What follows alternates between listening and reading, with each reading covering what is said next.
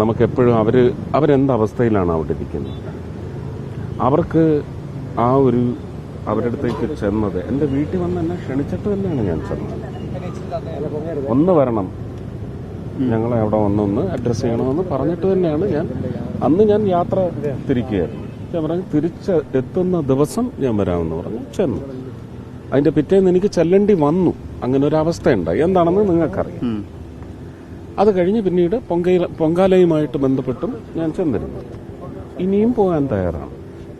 കാരണം എൻ്റെ ശ്രമം അല്ലെങ്കിൽ എന്നെ അവിടെ പിന്തുണയ്ക്കുന്ന മന്ത്രിസഭയിലുള്ള നേതാക്കളുടെയൊക്കെ എൻ്റെ ശ്രമത്തിന് നൽകുന്ന പിന്തുണ എന്ന് പറയുന്നത് റിസൾട്ട്സ് ഉണ്ടാക്കുന്നത് തന്നെയാണ് ഞാൻ വിചാരിക്കുന്നത്.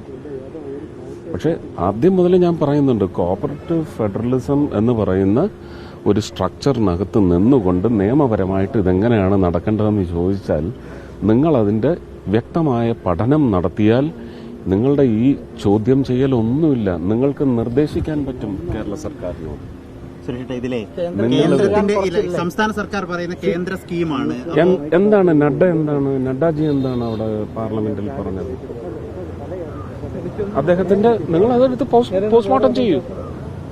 അദ്ദേഹം വളരെ ഡെലിജന്റ് ആയിട്ടല്ലേ പറഞ്ഞത്. സാധ്യമാകുന്നതേ അദ്ദേഹം പറഞ്ഞിട്ടുള്ളൂ.